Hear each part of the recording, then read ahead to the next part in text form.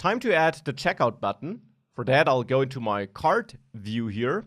And in the cart view, I'll add a button below all my list items, so below the unordered list here, but still in the first if block. I'll add it inside a form, and that button will get the class button, where we'll have a caption of order now, let's say. It will be of type submit, and the form will have an action that leads to, let's say, create order. The name is up to you. Whoops, no comma here. And a method of post. If I save this, we can go back to the cart page and reload it. Now, we got no products in there because I recreated all tables. So let's quickly add a new product and let's add it to the cart. Now, it's not centered. Let's do that by wrapping our form with a div, which gets the centered helper class I defined earlier. So it's already part of your CSS files. Save this. And now we got the order now button here. Let's also maybe add a horizontal line to have some space. And with that setup here, which is good for me now, I want to click that button to move the cart items into order items, so to say. So to create an order with all the elements in there. And to see this, I'll add a second product here real quick so that we have one and more item in the cart. So now order now should create a new order with these two items and clear the cart. Let's go to shop.js and make sure we have an action for creating a new order. So here I will go there and exports post order, which has the normal middleware function as we know it. I'll also create a new route for this to handle a post request to this order route. So a post request to /create order. For that, let's go to routes shop.js and let's register a new route here. Router post create order, and there I'll use my shop controller post order, this new action I just added, which doesn't do anything yet. So post order here should now take all the cart items and move them into an order. For this, let's first of all get all the cart items by accessing the request user and then calling getCart. This gives me access to the cart as we did it before.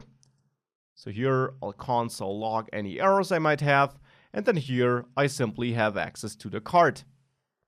Now with access to the cart, we can get access to all the products in there with cart get products. And this will return all products by default. So now here I can call then products, and I can simply console log my products here if I want. If we now click this button, we won't do anything here, but in the console, we can see the products that were retrieved. And we see that the products that were retrieved are the products here, which also have that cart item attribute, which in turn gives us information about the cart item in this in-between table. So this is looking good. We got access to the products. Now the idea is that we move the products into a newly created order. For this, let's import the order model here first of all. So time to import order here from the order file. By the way, we don't need the cart import here because we never directly use the cart model. We always do so through the user model. But we'll need the order model here. Or do we? Well, just as a cart is related to a user, so is an order. So we don't even need that import. We can clear both cart and order because we'll create a new order as an order that is associated to a user. So in post order here, we can now call request user, and just as we create a cart for that user in app.js with create cart, we can now call create order for that user. Now this gives us an order, but we don't just need the order, we also need to associate our products to that order. So here I'll return request user create order. And with the order created, And here I'll again do this nested. You can always restructure it to not use a nested promise here though if you want. But here I will get my created order, and now I want to associate my products to that order. And that can be done easily by calling order add products and passing my products here. Now important, we need to specify through and set the quantity here correctly too. But now which value would we assign there? Because we got different quantities for all the products. The approach is a little different. We don't pass it like this. We just pass products to add products. But each product needs to have a special key, a special field, which is then understood by Sequelize. Now, to assign that special field I'm talking of, the products we pass in here have to be modified, and we can do this with the map method, a default JavaScript method that runs on an array and returns a new array with slightly modified elements. We add a function here that is executed for every element in the array and takes the element as an input and returns the modified version. I will return product here in the end, but before I do so, I do edit it slightly. A new property which Sequelize will look for, named OrderItem. Now the name here is important to get this right. If in your OrderItem model you define this name, that is the name you have to use. If you chose a different name, you have to use the different name. So here I have OrderItem with a lowercase o and a capital I, and therefore here I have product OrderItem written in the same way. This now stores a JavaScript object where I configure the value for this in-between table.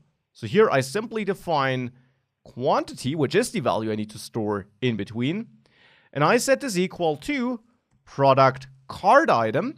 This is the related table I have due to my cart quantity. So I get the quantity from the cart and store that for the order item. This then gets returned here.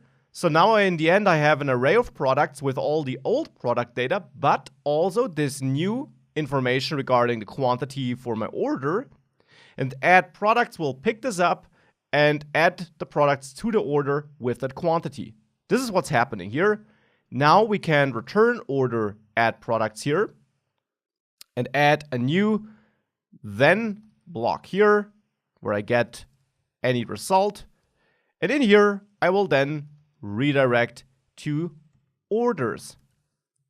With that set up, let's go back and reload our cart page. And if we click order now, I'm on the orders page where we never display anything. But we should be able to see some data if we load the orders table. There's one order. And order items also has the respective elements that belong to the order with the right quantities.